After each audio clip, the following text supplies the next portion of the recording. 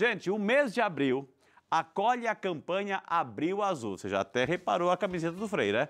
Dedicada à conscientização do autismo, também conhecido como transtorno do espectro autista. Ele é ocasionado por perturbações no desenvolvimento neurológico que podem, inclusive, afetar questões como a comunicação e o desenvolvimento comportamental e social da pessoa. Segundo a Organização Mundial da Saúde, uma em cada 160 crianças no mundo tem o transtorno do espectro autista, sendo mais comum em meninos. E para a gente entender mais sobre esse assunto, o autismo, convidamos a queridíssima doutora Annabelle Zanqueta, a nossa médica neurologista, que aceitou o nosso convite para falar tudo o que a gente precisa saber e aprender. Doutora Annabelle, entra aqui na salinha da saúde, doutora. Boa noite, bem-vinda. Que alegria recebê-la, doutora. Eu que agradeço. Doutora, é mais então incidente em meninos? Sim, ela é muito mais incidente em meninos. Acomete normalmente a cada 5 crianças, 4 são acometidos, os meninos mais do que as meninas. Ok, mais meninos, olha, então vamos conversar um pouquinho. A gente tem uma explicação sim, científica para isso, né? Então vamos lá, vamos começar com isso. Então, por que mais em meninos? A pergunta é essa. A questão é, o transtorno autista, ele acomete o cromossomo X. Tá. Então, como o homem, ele carrega um X e um Y, e a menina carrega um X e um X, então, normalmente as mulheres, elas carregam mais o traço autista, né? E o homem, ele expressa mais a doença porque está carregada no cromossomo X. Ele é responsável, o cromossomo X, por 200 genes do intelecto e do autismo. A gente começou o programa falando que é um transtorno. Quando a gente fala a palavra transtorno, até mesmo para a gente esclarecer, transtorno não é o mesmo que doença, doutora. Então, quando a gente encontra uma pessoa que está com esse quadro, né, do espectro, não é uma doença, não é um doente de autismo, não, né, doutora?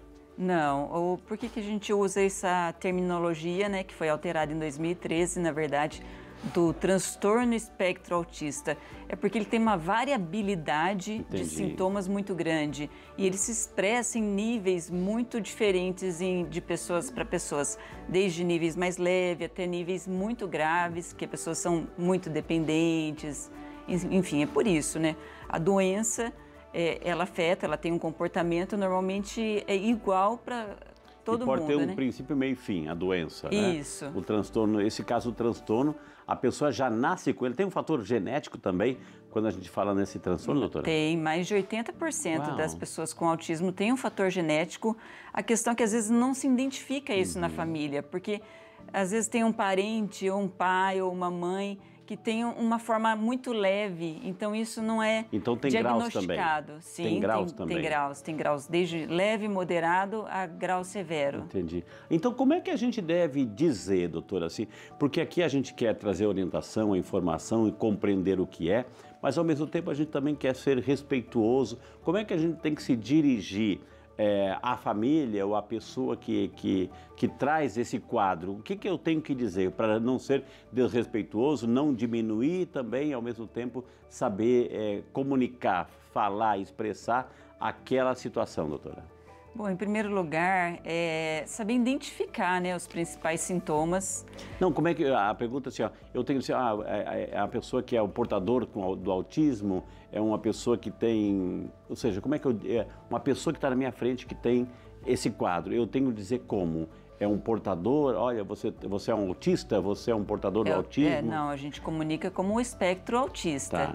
E aí dentro do espectro autista a gente vai avaliar em qual nível que ele se encontra. Ok. É até mesmo assim para a gente respeitar o linguajar, né? O linguajar. Isso. Agora, existe um tripé, né, que identifica na hora de fazer um diagnóstico. Como é que é feito, doutora? Ele é feito pelos principais sintomas, né? Lembrando que o autismo, o espectro autista, ele começa na primeira infância.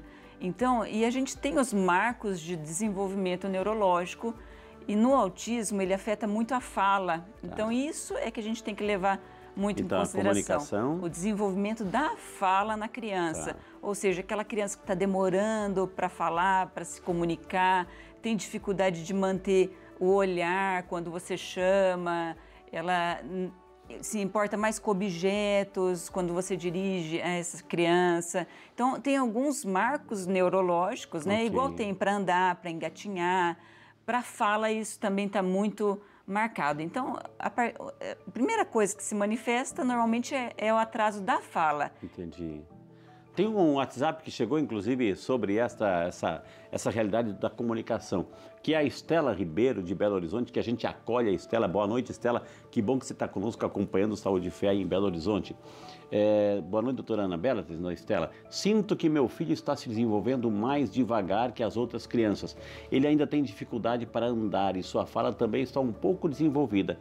Pode ser autismo? Pergunta a nossa amiga Estela, lá de Belo Horizonte, doutora. Pode, né? É assim, boa noite, Estela. Pode ser o autismo, sim. É claro que, igual eu falei, a gente tem que estudar bem, avaliar esses casos, tem que ser feita uma avaliação neuropsicológica, uma avaliação neurológica nessa criança, para ver realmente quanto que está o atraso. A gente sabe que existe algumas crianças que demoram um pouquinho mais para falar, demoram um pouquinho mais para andar, e às vezes a gente compara, né? Nossa, mas o filho da fulana começou a andar com 7 meses, o meu já está com 1 ano e 4 meses e ainda não anda. Então, a gente não pode ter essa comparativa. A gente tem que entender que cada criança tem o seu desenvolvimento, porém existe o que é o normal, dentro do padrão normal, e o que está realmente alterado, mas isso somente um especialista para avaliar. Doutora Anabelle, outro dia a gente fez um programa aqui sobre síndrome de Down e a gente viu, nosso especialista que explicou muito bem que é no cromossomo 21, etc., que tem aquela alteração, que em lugar de um parzinho nasce um terceiro, enfim, que aí se manifesta. Mas ela é descoberto no ultrassom. O transtorno do espectro autista, ele também pode ser detectado no ultrassom ou a criança tem que nascer e a partir do visual, do quadro clínico, do diagnóstico clínico, que se constata o transtorno? O diagnóstico é clínico, não tem como... E fora no ultrassom? Que, não tem aqueles marcos do ultrassom, né? Tá. E a gente observa o desenvolvimento da criança, porque ele é um transtorno neurobiológico, ele afeta o desenvolvimento neurológico da criança. Então não tem como, mas a gente tem o clássico, né, o desenvolvimento clássico do autista, né, que é essa dificuldade de fala, dificuldade de interação com o ambiente, com as pessoas, dificuldade de manter o olhar. Elas são hipersensível à luz, a som. São crianças que normalmente costumam andar na pontinha dos pés. Então tem algumas questões que a gente observa que a gente tá fugindo um pouco do que é o normal, assim, que a gente espera para as crianças, né? Então, mas isso é muito importante a gente poder identificar que é já na primeira infância que isso se manifesta. Agora, muita gente diz assim, o meu filho tem, ele foi diagnosticado e aí usam-se algumas expressões que eu até vou falar essa expressão para a senhora corrigir, para a gente não falar, nossa, parece que ele nem é autista. É correto dizer isso, doutora, essa comparação? Não é correto. Mesmo porque isso cria um certo preconceito. A gente tem que assumir que existe o autismo justamente para quebrar isso e as pessoas entenderem que não é porque ele é autista que ele não pode se desenvolver intelectualmente, ele não pode trabalhar. Pelo contrário, quanto antes a gente tem esse diagnóstico, a gente quebra esse preconceito e as pessoas têm entendimento da doença, isso fica muito mais fácil, porque a família procura ajuda. O que acontece? Muitas vezes a família mesmo, o pai, uma mãe, não, ele recusa a aceitar que tem alguma coisa de diferente no filho. Então, por isso que é bom procurar um especialista. Olha, eu estou percebendo, igual a Estela falou, que meu filho está demorando para andar, está demorando para falar. Será que isso é normal? E não cobrar, e não exigir, e não usar de palavras agressivas, doutora, porque, te mexe, menino, anda, olha para cá. Não, porque são essas palavras, muitas vezes rudes, agressivas, que não estão em nada colaborando, doutora. Não colabora, pelo contrário, né?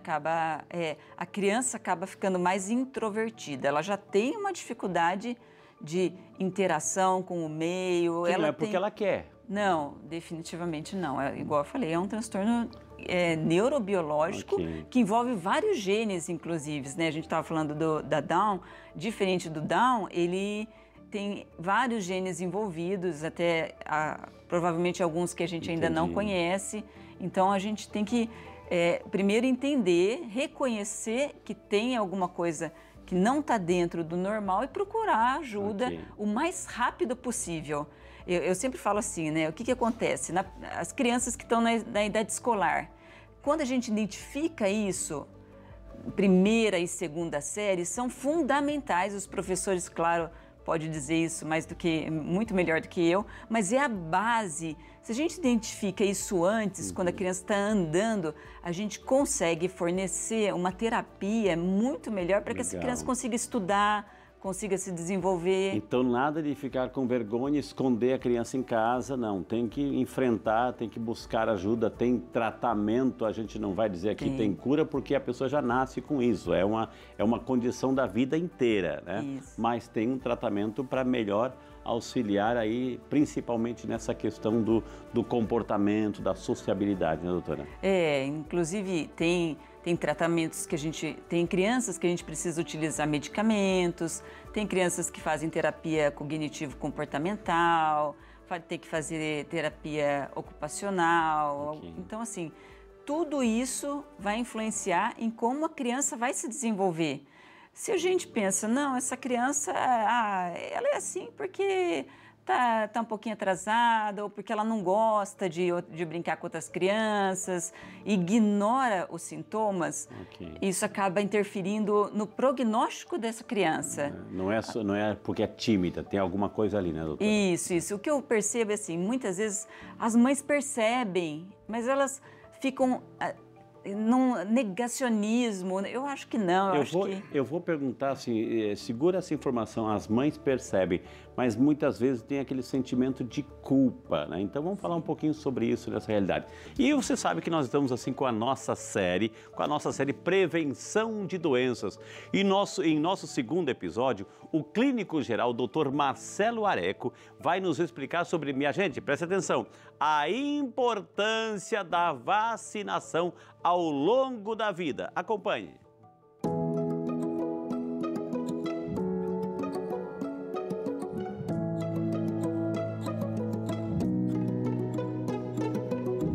Olá, meu nome é Marcelo Areco, sou médico clínico geral, especialista em terapia intensiva, e hoje vamos falar um pouco a respeito da importância das vacinas na prevenção das doenças. Quando a gente fala em vacina, todo mundo pensa e se refere às vacinas que as crianças usam ao nascer. E realmente esse ciclo obrigatório de vacinação é muito importante, pela poliomielite e pelas outras todas as vacinas que a criança deve tomar. Porém, os adultos também devem ser vacinados. Os mais idosos e os com comorbidades devem, por exemplo, tomar vacina para prevenir doenças respiratórias, vacina da gripe, vacina do pneumococo. Essas vacinas, elas evitam ou elas diminuem a chance de ocorrer infecções severas e, com isso, morte. Então, as vacinas, de uma maneira geral, elas previnem doença e elas melhoram a expectativa e o tipo de vida e a qualidade de vida. Lembrando que os profissionais de saúde, todos eles devem ser vacinados contra a hepatite B, que é uma doença transmitida, que ela é transmissível através de sangue e muitas vezes com materiais pérfuro-cortantes, que são profissionais que podem se ferir com agulha durante seu trabalho. Então, a vacina contra a hepatite B também é uma vacina bastante importante no nosso meio. Então, não tenham medo de tomar vacinas. Vacina é uma coisa muito bem estudada, muito científica, e eu acho que o benefício é muito maior que o malefício. E lembrando a vocês que na semana que vem falaremos sobre a importância do estilo de vida na prevenção das doenças.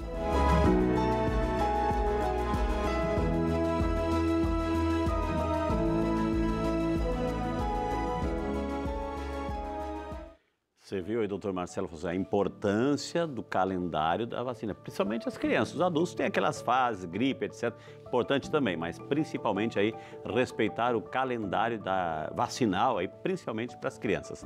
Tá aí, eis a nossa dica aí. Mas vamos continuar o nosso bate-papo aqui com a doutora Annabelle Zanqueta, nossa médica neurologista, que aceitou nosso convite. Hoje, assim, o assunto é transtorno do espectro autista, o TEA. Quando você ouvir e ver e ler a sigla TEA, né, que é o transtorno do espectro autista. Esse agora é a nova terminologia para abordar essa situação, esse quadro.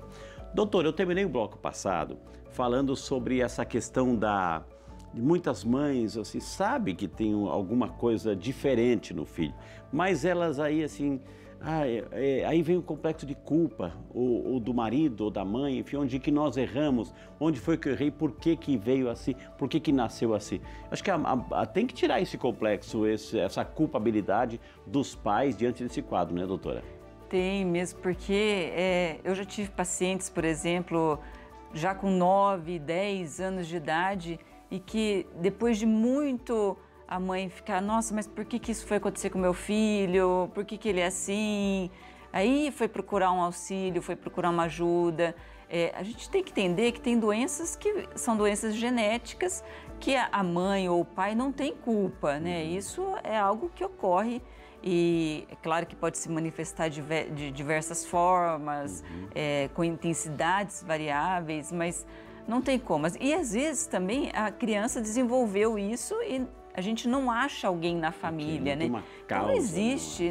Esse sentimento de culpa, ele só atrapalha para a gente procurar ajuda, por exemplo, né? Porque se a gente identifica que nosso filho, ele está com algum atraso, o que a gente pode fazer de melhor? Não se sentir culpada, e sim procurar ajuda, procurar um especialista, procurar um neurologista, procurar um psicólogo, não só para ajudar a criança, como para ajudar os pais também, para lidar com toda essa situação, porque realmente é muito difícil. Como é que é mensurado, doutora Annabelle, os estágios?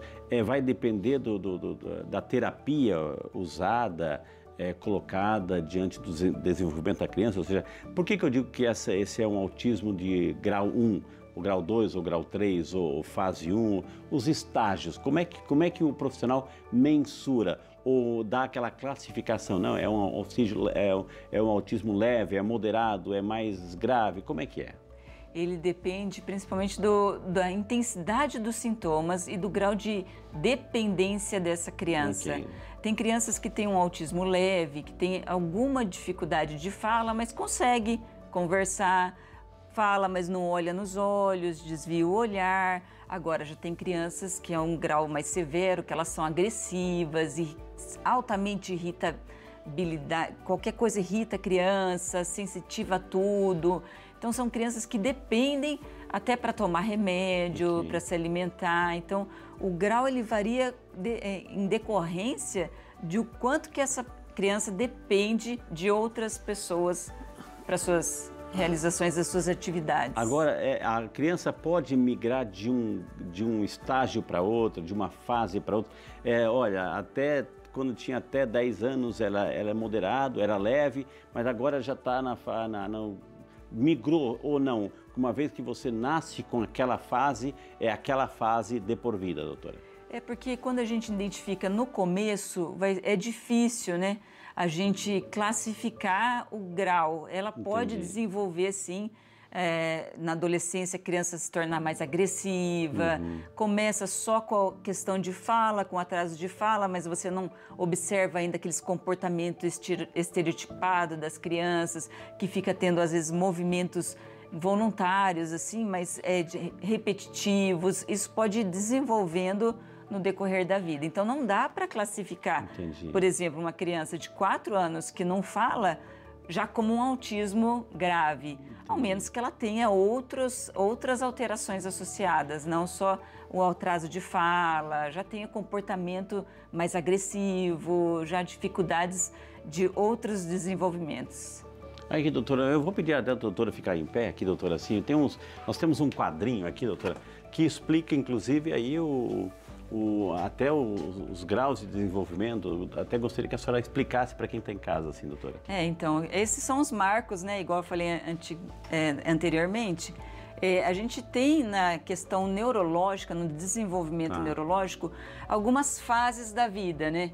Para andar, para falar, quando engatinha. Então, em relação à fala, à expressão, à linguagem, o que a gente espera? Uma criança de 6 meses, ela interage com a mãe ali? Isso, a hora que você fala, oh, meu bebezinho, ela dá aquela risadinha, ela olha, ela vê, faz expressão de felicidade, né? A gente vê várias crianças já interagindo, olhando no rostinho da mãe, dando sorriso. Então, esse é o normal já para um bebezinho de 6 meses. Com 9 meses, ela já começa a imitar, fala pá, pá, pá, pá. A criança começa a tentar imitar os pais, né? A gente sorri, ela sorri junto.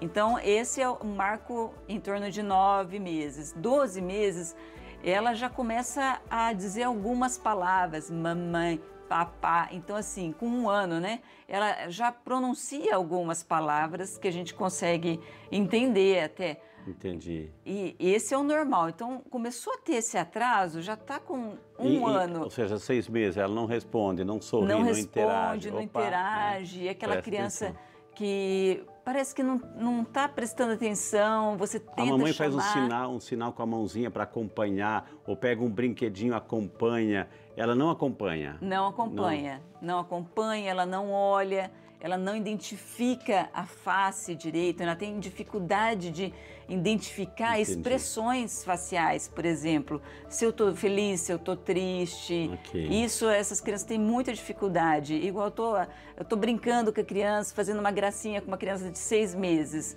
Ela fica inerte a qualquer estímulo, né? E aí, com 2 anos, ela já não consegue dizer frases compostas, que é o que uma criança normal já fala com 2 anos, né? né? Comunicação, comportamento e essa fala. Então, a gente tem, em relação à linguagem e ao comportamento, principalmente, é difícil identificar no começo, a gente entende que é difícil. Como é que dá o diagnóstico para os pais, doutora? Vamos sentar aqui. Como é que é dar o diagnóstico para os pais? A senhora é profissional e certamente isso faz parte do seu dia a dia. Como é que é passar para o pai e para a mãe assim, poxa, né, o teu filho está com autismo, está com esse transtorno? Não é fácil, é óbvio que não é fácil. Nem para o profissional, nem para os pais. Não, mesmo porque eu acho que, de uma certa forma, o acesso à internet, hoje em dia, quebrou um pouco mais esses preconceitos, mas isso ainda existe, né? Então, a gente tem que ser muito delicado quando a gente vai dar um diagnóstico. Em primeiro lugar, porque quando a gente fala que é autista, já vem na cabeça da mãe que meu filho não vai desenvolver, meu filho não vai conseguir crescer, não vai ter amigos, não vai... Já vem aquelas informações equivocadas. E não é isso, né? A gente tem que trabalhar para melhorar essa criança, para desenvolver ela o máximo, o potencial máximo que a gente consegue desenvolver. E mesmo porque a gente sabe que tem autistas que são extremamente... eles têm um hiperfoco, eles desenvolvem muito em uma certa coisa. Isso que eu ia perguntar, por que tem, né, crianças, jovens até, que impressionante, doutora, assim, porque eu conheço alguns, assim, poxa, sabem todos os times de futebol, jogadores, sabem todas as escuderias da Fórmula 1, sabem, assim, né, os pilotos, enfim, os campeonatos, esse super foco que tem neste assunto. Parece que são mega especialistas num tipo de assunto, doutora. Eles são, normalmente, eles têm um hiperfoco, seja por jogos, e às vezes a mãe chega irritada. Mas como é que pode ele não me obedecer, não lavar uma louça, não limpar o quarto, mas ele fica o dia inteiro jogando videogame? Então, às vezes as pessoas têm dificuldade de entender isso. É uma maneira da criança relaxar. Entendi. Porque ela precisa de uma rotina e você jogar sempre o mesmo jogo, ela fica assistindo... O previsível. Ela assiste 10 mil vezes aquele desenho. Por quê? Porque aquilo é previsível. Sair da rotina para essas crianças gera um extremo desconforto. Então, o que acontece? Normalmente elas ficam naquela repetição porque isso deixa elas mais confortáveis. Isso acalma, não é que ela não é um retardo. Isso acalma, é isso? Exatamente isso. Doutora, um adulto, né? Agora a gente, claro, criança, primeira fase, enfim, mas de repente passou todas aquelas fases da vida, né?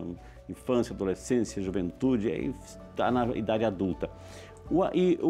Pode ser diagnosticado, né, um transtorno na fase adulta? Como é que o adulto reage? Pode, inclusive são pessoas normalmente que sempre tiveram dificuldade de fazer amigos, ter um relacionamento, porque elas não conseguem interpretar direito assim, expressões faciais, tipo, nossa, já não aguento mais essa pessoa falar. Entendi. Elas têm muita dificuldade de interpretar o ambiente, elas são pessoas que não gostam de lugares muito cheios, muito barulho. Então, assim, são aquelas pessoas que ficam mais em casa, mantêm sempre a mesma rotina e a sociabilidade dela é muito pobre. Entendi.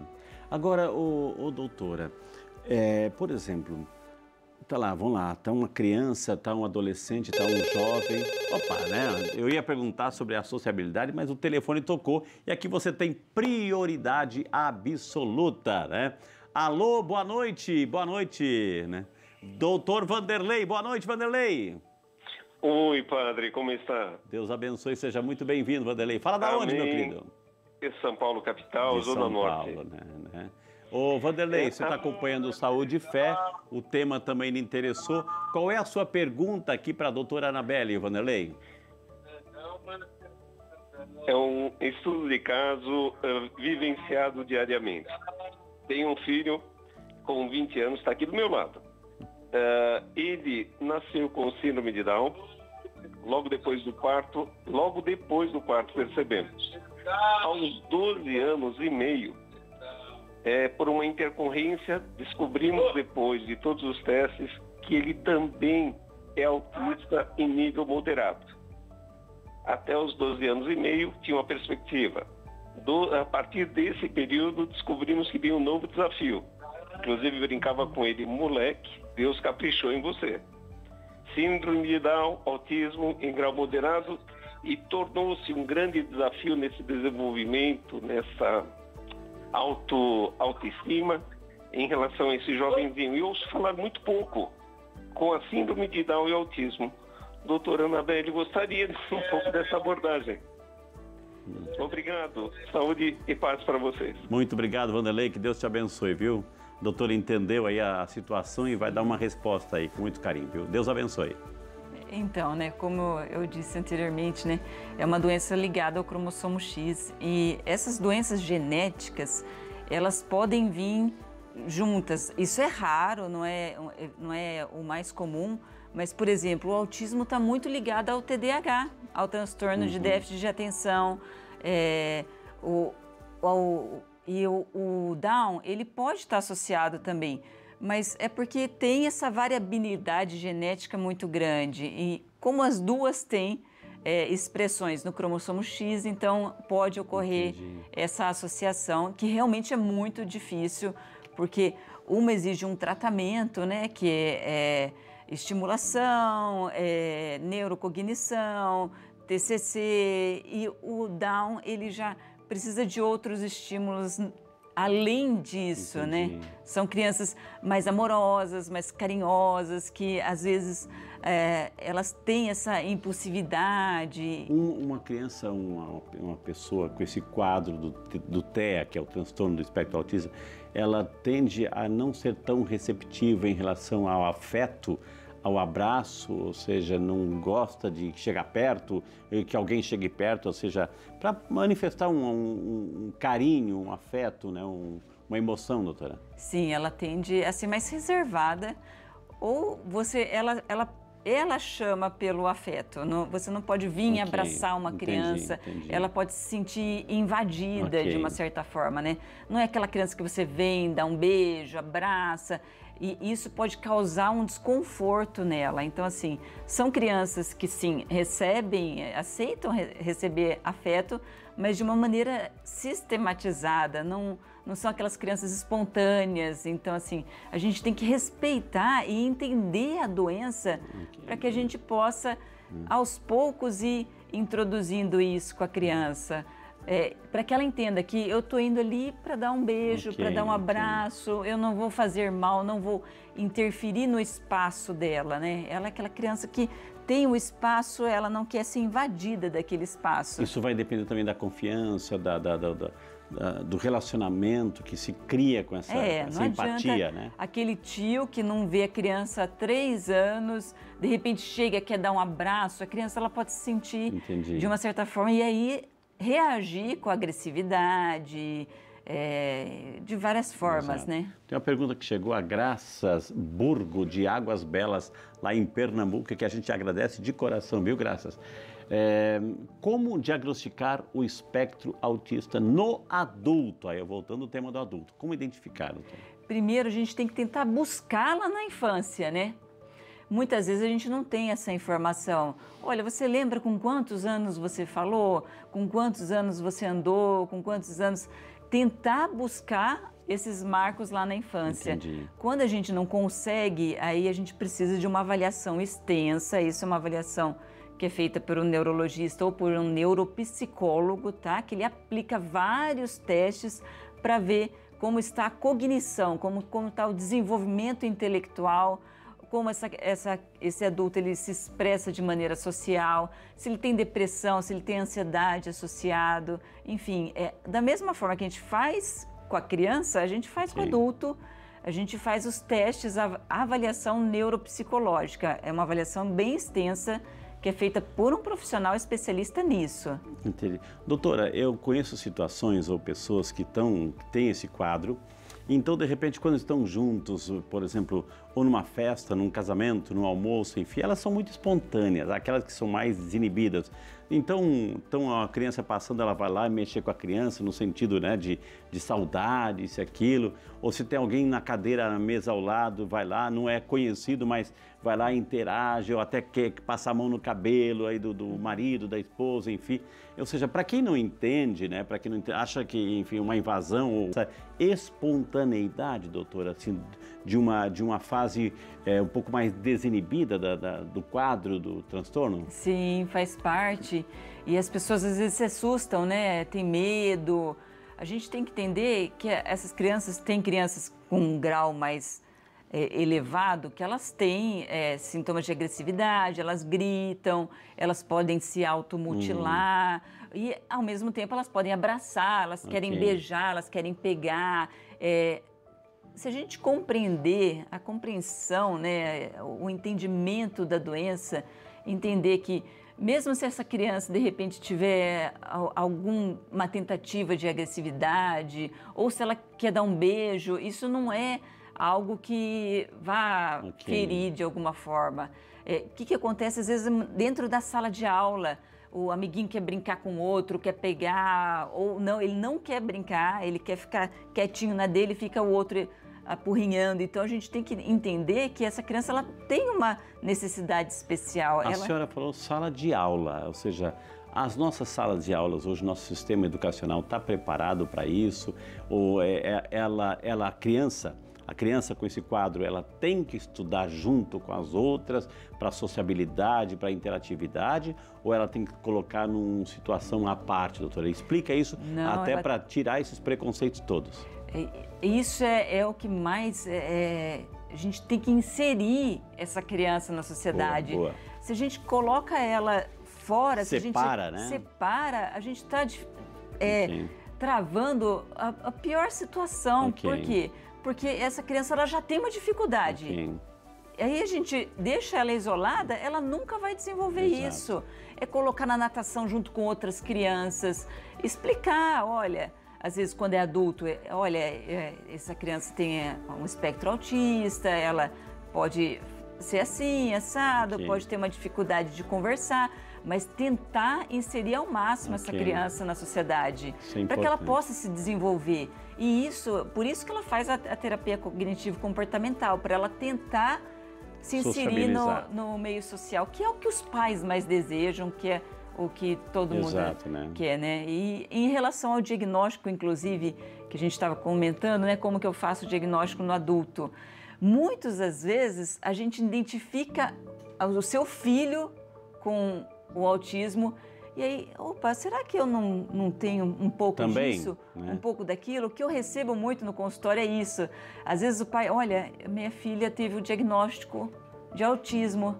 E eu fiquei preocupado porque eu tenho algumas coisas também, eu não consigo. Eu não me tenho vejo muitos nela, amigos, ou seja, algumas atitudes. Eu não tenho, né? porque a gente tem uma grande falha no diagnóstico do autismo. Esse é o Ainda mais problema. quando ele é leve, quando ele tem só uma dificuldade de sociabilidade, não é aquele autismo severo, né? Ok. O severo, as pessoas procuram rapidamente Entendi. por ajuda. Agora, o autismo leve, às vezes, relacionamentos são difíceis. Ele até encontra uma parceira, consegue ter filhos, mas... E aí a parceira fica, nossa, mas por que ele não faz, não olha no meu olho, não conversa comigo, não quer sair, não quer passear, não quer ir no cinema, só quer ficar em casa? Então, assim, isso é importante a gente identificar no adulto, né? Essa questão social, Ok. ela é mais importante no adulto do que a fala, Exato. por exemplo, na criança, né? Muito bem. Parece-me que tem ligação, é isso, querida diretora? Tem ligação, né? E a gente vai atender. Opa, caiu, mas tenta de novo com muito carinho, viu? Então, acima de tudo, tem grupos de apoio, doutora? Assim, tem grupo de apoio para os pais, enfim, para entender a situação, para entender sobre esse espectro. Lembrando mais uma vez, por mais que esbarre aqui, a gente já doença, assim, não é doença, minha gente, não é. Por mais que a gente diga, é doente. Não, não é doente, não é doença, é um transtorno, é uma somatória de situações que a pessoa não pediu para nascer daquele jeito, enfim, mas veio por questões genéticas e tem como um tratamento precoce, quando a gente fala de tratamento não é questão por causa da doença, não, é porque é para ajudar dentro do conjunto da obra a pessoa se comunicar, interagir com o meio social, comportamental, é isso? Quando a gente fala de tratamento é nesse sentido, né, doutora?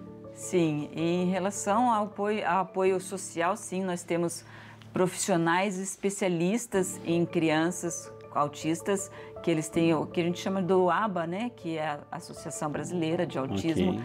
e a gente tem toda uma rede de apoio para essas crianças, que é a Sociedade Brasileira para Crianças com Autismo, né, o espectro autista, né, o TEA, né. Ok. Então isso existe, é importante que as pessoas procurem isso, porque troca as experiências, Ok, né. isso é importante. A gente às vezes se sente isolado, nossa, meu filho é autista, e se você Sente envergonhado, divide não é? isso, dividir isso com outra pessoa, nossa, meu filho também é assim, o peso fica um pouco mais Exato. leve quando a gente percebe que, olha, meu filho também tinha essa dificuldade, eu desenvolvi com a fono e ele foi super bem, queria Legal, até essa troca de uma experiência, experiência né? boa, sem Isso é dúvida. importante. A doutora, a Juliana de São Paulo, que a gente agradece de coração a sua participação, Juliana, ela colocou uma situação, vamos ajudar a tranquilizar esse casal, porque é uma situação que às vezes acontece com a vizinhança. Presta atenção na pergunta. Boa noite, Frei doutora. Meu filho de 6 anos tem autismo. Estou com problemas no meu prédio, pois tem uma pessoa que já fez 2 denúncias anônimas contra nós, por ver meu marido e eu tentando conter o nosso filho durante uma crise e achar que nós estamos de alguma forma machucando. Isso acontece bastante, doutora, porque lá a criança está tendo aquela crise, né? E de repente essa crise pode ser gritos, etc. E o pai e a mãe estão lá tentando acalmar. E aí quem escuta pensa que poxa, a coitada da criança está apanhando ali. E aí, como que a gente pode ajudar esse casal aí, a Juliana? Infelizmente, isso é a ignorância das pessoas, né? Que não tem conhecimento e aí dessa forma faz essas denúncias que realmente é uma maneira trágica, né? Você imagina que o pai e a mãe já estão lidando com uma situação extremamente pesada, porque um filho que grita, que tem crise, que se automutila, para um pai ver isso, para uma mãe ver isso, é muito difícil. Já é difícil lidar ali dentro de casa, ainda tem que lidar com essas... O que a gente orienta? Que tenha um relatório médico, um relatório neurológico e que explique isso para as pessoas. Olha, meu filho tem autista, às vezes a gente coloca isso em atas de condomínio, meu filho é autista, está aqui o relatório, o que meu filho tem, para que as pessoas... Pode ter esse tipo de reação. Ele pode ter isso, ele tem... o médico escreve quais são os sintomas da criança e para que as pessoas tentam compreender e buscar informação, porque isso acontece com a criança autista, com o idoso que tem Alzheimer, em várias situações. Igual eu falei, a nossa esperança é que as pessoas compreendam a doença para poder O transtorno. não gerar isso, né? Não gerar esse tipo de preconceito, né? Eu já vi situações em crianças na piscina, que aí o pai tenta conter, a mãe tenta conter, e aí as pessoas olham, ficam apavoradas, né? Nossa, que o pai está brigando, está segurando. Agressivo. Mas, na verdade, ele está protegendo o filho, né? Então, o que tem que ser feito? As pessoas próximas, se isso gerar uma denúncia dessa, né? Inclusive, assim, nesse caso, que é um caso trágico, né? Até a própria família, que foi uma denúncia anônima, né? Mas a própria família pode fazer também uma reclamação no condomínio, porque ela está sendo desrespeitada por uma doença que um transtorno. E julgada, né? Julgada, um transtorno que a criança apresenta, né? É claro, minha gente, assim, ó, deixa eu falar uma coisa para você, assim, do ponto de vista também até espiritual, né? Ou seja, é claro que os pais e a mãe não vai sair com uma plaquinha assim, ó, meu filho é autista, né? Ou a criança com, né, um crachá, eu sou autista. Não se trata disso, também é o direito do respeito pelo ser humano como um todo, independente da situação que ele está vivendo ou do quadro que ele está enfrentando, ou seja, mais acima de tudo é esse respeito, mas também a gente diz assim para os pais, ou seja, na medida do possível, né, sabendo que tem essa realidade, de comunicar, o meu filho passa por isso, né? Peço oração por nós, por nossa família, etc, etc.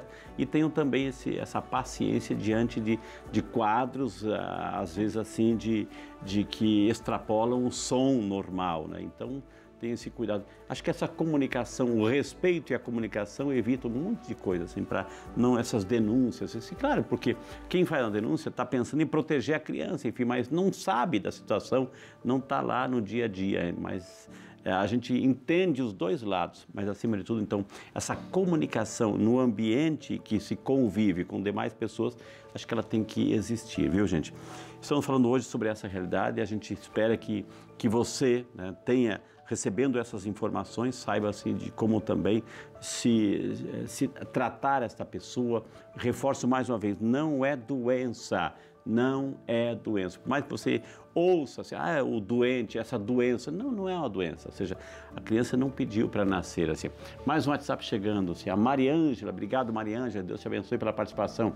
Olá, Frei, doutora. Andar na ponta dos pés é um dos sinais de autismo ou só é um dizer popular? Pergunta a Mariângela, doutora. Não, os pacientes com o TEA, ele pode sim, ele tem essa tendência a andar nas pontas dos pés, principalmente em solos diferentes, como um gramado, um tapete. Como eles têm uma hipersensibilidade, né, tátil, sonora, então eles tendem a andar na ponta dos pés por conta disso. À medida que eu coloco todo o meu pé no chão, eu sinto mais o solo, eu sinto mais as irregularidades, então eles são hipersensíveis. Então, andar nas pontas dos pés, sim, é um sinal de que pode ter um transtorno do espectro autista, né? Se a criança tem só isso, a gente vai ter que avaliar se não tem nenhuma outra deficiência ou se é só o andar. Só isso não fecha o diagnóstico, mas é um sinal de alerta. Doutora, uma mensagem talvez assim para os pais ficarem atentos assim, porque a pessoa, né, com esse quadro de autismo, com TEA, né, ela é mais singela, até pode ser, é mais pura, mais até mesmo seja ingênua nesse sentido, porque não tem a maldade. Não tem a maldade que nós adultos assim a gente sabe ler, né? Então muitos se aproveitam. Então tem que ter um cuidado também, cuidado com a violência, cuidado com tipo assim, aproveitar-se dessa criança, desse adolescente, porque ele é mais ingênuo. Não, é uma pureza tão elevada, né, que a gente tem que respeitar. Com isso eu peço uma mensagem então, para os pais nesse sentido que convivem com essa realidade, doutora. Em primeiro lugar, a gente tem que entender que não é todo mundo que conhece essa doença, né? Explicar para as pessoas, olha, meu filho é autista, ele não é, a gente usava que tudo é retardo mental, não é isso. Ele tem algumas peculiaridades no comportamento dele, ele necessita de atenção, ele faz as terapias, a gente busca todo o atendimento e ter a compaixão. Eu acho que essa é a maior mensagem, né? Assim, a gente tem que ter compaixão, tanto nós que não conhecemos, de perguntar o que seu filho tem, o que acontece com ele, por que ele é assim, de uma forma pura, né? De uma forma simples, humilde. Eu posso chegar assim, seu filho é autista? Posso? Isso não é indelicado. Não é, né? É indelicado. Porque assim, eu estou colocando um diagnóstico. Quem coloca diagnóstico é o médico. Não é nem... A gente tem que... O que está acontecendo? Posso fazer alguma coisa para te ajudar? Estender a mão, né? Você já procurou ajuda? Você já procurou alguém que possa te auxiliar nisso? Um médico, um psicólogo? E a mãe e o pai também sabem compreender que nem todo mundo conhece a doença, né? Não conhece o espectro autista, né? Então, eles mesmos... Olha, você me desculpa, meu filho está gritando, mas é porque ele tem o autismo. E saber informar isso de uma maneira não pesada, né? Que às vezes as pessoas veem de uma maneira agressiva. Por que essa criança não para de gritar, né? Então, saber, a comunicação, ser pacífica. Talvez seja a grande palavra que ela disse hoje, compaixão, entender, se informar. Viu, gente? Tivemos o prazer de conversar com a doutora Anabelle Zanqueta, nossa médica neurologista, todos os contatos dela, e vale a pena, gente, estão na tela aí para você dar um print aí, para entrar em contato aí, para saber mais informações. Doutora Anabelle, muito obrigado, que Deus a abençoe sempre mais, é um prazer sempre recebê-la aqui. Eu tenho certeza que quem está em casa está aplaudindo de pé aí as suas explicações. Muito obrigado, doutora. Eu agradeço, eu queria deixar a oportunidade só para deixar um beijo para minha mãe. Claro, como é que é o nome dela? Maria Zanqueta. Como é o nome dela? Sônia Maria Zanqueta. Dona Sônia, ó, um beijo, parabéns pela filhona aqui, viu? Ela que Deus assiste abençoe. Todos os dias, com certeza ela está me vendo e é um orgulho imenso para ela. Dona Sônia, um beijo. E tem que ter orgulho mesmo, viu? Gente, saúde e fé, né? A gente já aprendeu a cuidar da saúde. E a nossa parte espiritual. Então, prepare o seu coraçãozinho para o nosso momento de oração. E nesse clima de oração, contando com a presença de Deus, com a intercessão de Nossa Senhora, nesse programa maravilhoso, tão informativo, tão instrutivo, quero convidar você a segurar bem firme o copo d'água aí, porque lá do céu, sobre ele, mas também sobre você, invocando uma bênção especial. Senhor Deus, nós queremos te louvar e te bendizer por mais esse programa. Obrigado pela presença da doutora Anabelle. Obrigado, Senhor, por todas as pessoas que participaram, que estão nos acompanhando, por toda a nossa equipe. Nós queremos, Senhor, entregar esse programa invocando uma bênção sobre cada um de nós, especial sobre esta água tão limpa, pura e transparente, que ao tomar dessa água desça sobre cada filho e cada filha todas as bênçãos, toda a graça, toda a saúde física e espiritual. Em nome do Pai, do Filho e do Espírito Santo. Amém. Essa água eu vou repartir para a doutora Anabelle aqui, viu? Gente, eu queria imensamente agradecer, é sempre um prazer enorme estar com você. A gente hoje falou sobre o transtorno do espectro autista, é uma realidade que muitas pessoas sofrem com tudo isso. Por quê? Por causa do preconceito, da falta de informação. Então a gente quer colocar essas pessoas também nessa bênção. As pessoas que estão em tratamento de câncer, a gente coloca pedindo a intercessão de Nossa Senhora e São Peregrino. E agradecendo de coração sempre a sua participação, o seu carinho, o seu afeto com esse programa e com a nossa Rede Aparecida. O Senhor esteja convosco, Ele está no meio de nós.